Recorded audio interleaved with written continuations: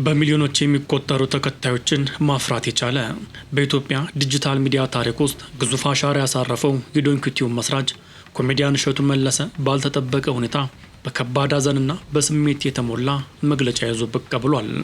ድርጅቱ ሊዘጋ መሆኑንና 31 ሰራተኞቹንም ለማባረር እንደተገደደ የሚገልጸው የድንጋጤ መረጃ ማህበራዊ ሚዲያውን እያናወጠው ይገኛል። በስኬቱና በደስታው ጊዜ ከቡት የነበሩ የቅርብ ወዳጆቹና ተከታዮቹ በዚህ የፈተና ወቅት ፊታቸውን ማዞራቸው ለወራት የዘለቀው የትችትና የስድብ ናዳ እንዲሁም ተቋሙ አሁን የተደቀነበት የህልውና አደጋ የመላው ማህበረሰብ መነጋገሪያ ሆኗል። ነገር ግን ውዝግቡ በዚህ ብቻ አላበቃም። እሸቱ መለሰ በቅርቡ ባስተላለፈው ሌላ ጥብቅ መልእክት ለዓመታት በሚሊዮኖች የሚቆጠር የገንዘብና የቁሳቁስ ድጋፍ ላሰባሰበላቸው ገዳማት፣ አባቶችና የበጎ አድራጎት ድርጅቶች ቀጥተኛና አነጋጋሪ ጥሪ አቅርቧል። ወጥታችሁ እውነቱን ተናገሩ ሲል ያቀረበው ይህ ጥሪ በማህበራዊ ሚዲያው ላይ አዲስ የውይይት ማዕበልን ፈጥሯል። በአንድ ወቅት የብዙዎችን ልብ በሳቅና በእፎይታ ይሞላ የነበረው መድረክ ዛሬ በምሬትና በቁጭት የተሞላ የሲጋ ድምፅ አስተናጋጅ ሆኗል።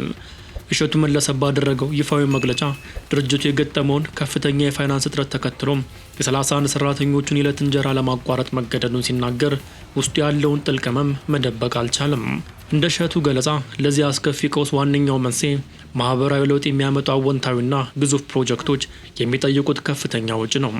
ከዚህም በተጨማሪ በቲክቶክና በተለያዩ የማህበራዊ ሚዲያ መድረኮች የሚፈጸመው የይዘት ስርቆት እንዲሁም ዋና ዋና ስፖንሰሮች ድጋፋቸውን ማቋረጣቸው ተቋሙን ለዚህ አስቸጋሪ ውሳኔ ዳርጎታል።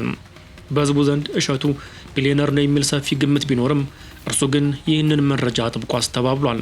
በወቅቱ ያለው ንብረት አንድ አፓርታማና አንድ መኪና ብቻ መሆኑን በመግለጽ ከተመልካቾች የገንዘብ ድጋፍ መጠየቅ ጀምሯል። ይሁን እንጂ የችግሩ ገጽታ በዚህ ብቻ የሚያበቃ አይደለም። በስኬቱ ጊዜ ሲያጨበጭቡለት የነበሩ ወዳጆቹና የስራ ባልደረቦቹም በዚህ የፈተና ሰዓት ጨርሰው መራቃቸው፣ በርካታ ደብዳቤዎችና ስልኮች መልስ ማጣታቸው የችግሩን ጥልቀት የበለጠ አሳዛኝ አድርጎታል። በዚህ ሁሉ ውዝግብ መካከል ነው እንግዲህ እሸቱ መለሰ ዝምታውን ሰብሮ ለአባቶችና ለተረዱ ድርጅቶች ጥብቅ አቋሙን የገለጸው። ዶንኪቲዩብ ለተለያዩ ወገኖች በሚሊዮን የሚቆጠሩ ዶላሮችንና ብሮችን ሲያሰባስብ ኮሚሽን ወይም ፐርሰንት ተከፍሎታል ለሚለው በማህበራዊ ሚዲያ ለሚሰራጨው ጥያቄ እውነታው በአደባባይ እንዲያጠር ጠይቋል። እሸቱ ባስተላለፈው መልእክት ተቋሙ እስከዛሬ ያከናወናቸውን ግዙፍ የገቢ ማሰባሰብ ስራዎች በጥቅል አስታውሷል። ለአሜሪካው ገዳም የተሰበሰበው 6.1 ሚሊዮን ዶላር፣ ለሰቆጣ አቡነ በርናባስ የደረሰው ከ10 ሚሊዮን ብር በላይ 31 በሬዎችና ሙሉ እህል፣ በቦረና ለቀይ መስቀል ማህበር የተሰራጨው የ8 ሚሊዮን ብር እህል፣ ለደብረ ሊባኖስ ገዳም የገባው ከ34 ሚሊዮን ብር በላይ እህል እንዲሁም ከመቄዶንያ ዶክተር ቢንያም በለጠ ጋር በመሆን በ3 ቀን ውስጥ የተሰበሰበው ከ150 እስከ 200 ሚሊዮን ብር የሚጠጋው ተጠቃሽ ናቸው። እሸቱ እነዚህ ሁሉ በሚሊዮኖች የሚቆጠሩ ሀብቶች ሲሰበሰቡ ለዶንኪቲዩብ የተከፈለ ድንቡሎ ሳንቲም አለ ወይ? በነፃን የሰራ ነው ሲል ይጠይቃል። ይህንን ጥያቄ አሁን ላይ ማንሳቱ ለሁለት ዋና ዋና ምክንያቶች እንደሆነ ያስረዳል። የመጀመሪያው ህዝቡ አሁንም ሆነ በቀጣይ ለሚሰጣቸው በጎ አድራጎቶች ገንዘቡ ወዴት እንደሚሄድና ለእሸቱ ሳይሆን ለተቸገሩት እንደሚደርስ እርግጠኛ እንዲሆን ነው። ሁለተኛው ደግሞ ከስር የሚመጡ ወጣቶች በዲጂታል ሚዲያ ማገልገልና በጎ መስራት ምን ማለት እንደሆነ በትክክል እንዲረዱ ለማድረግም የታሰበ ነው። ስለሆነም እሸቱ ከመቄዶንያ፣ ከኢትዮጵያ ጃንደረባ ትውልድ፣ ከብፁዓን አባቶች አቡነ ቴዎፍሎስ፣ አቡነ በርናባስ፣ አቡነ ዲሜጥሮስ፣ ከደብረ ሊባኖስና ከጥቁር ውሃ ማርያም አካላት በቪዲዮና በደብዳቤ የተደገፈ ግልጽ መግለጫ እንጂ ዝምታን እንደማይፈልግ አስታውቋል።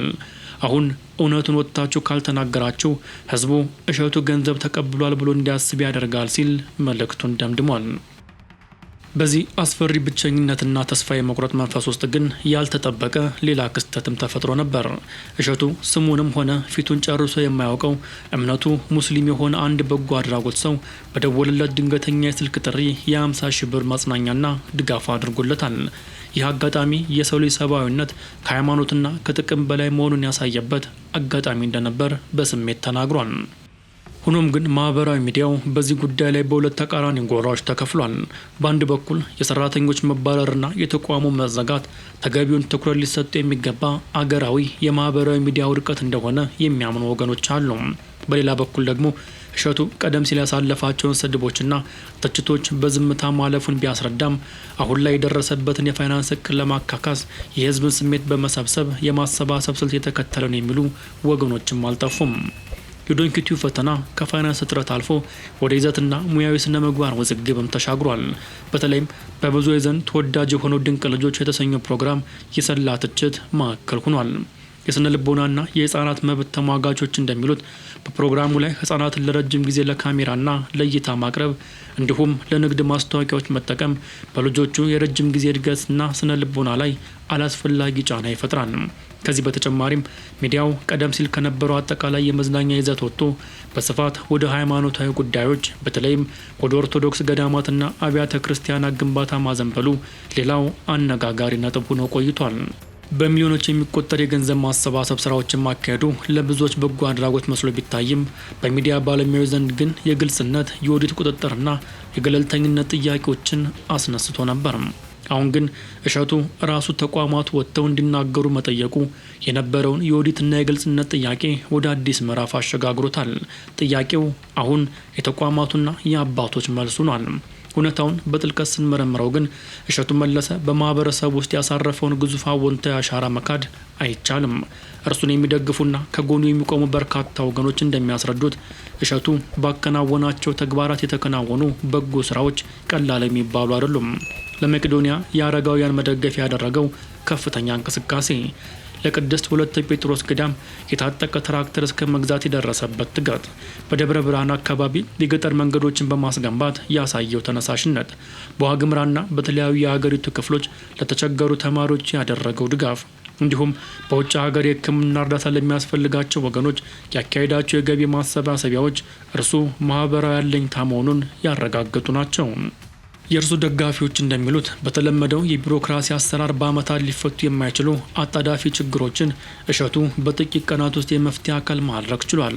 ነገር ግን ተቺዎች በተቃራኒው እነዚህ ሁሉ የበጎ አድራጎት ስራዎች የሚዲያውን የንግድ ህልውና ለመገንባትና ከተመልካች ዘንድ የማይናጋ ደጋፊ ለማፍራት የዋሉ ስልቶች ናቸው ሲሉ ይሞግታሉ። የትኛው እይታ ይበልጥ ወደ እውነቱ ይጠጋል?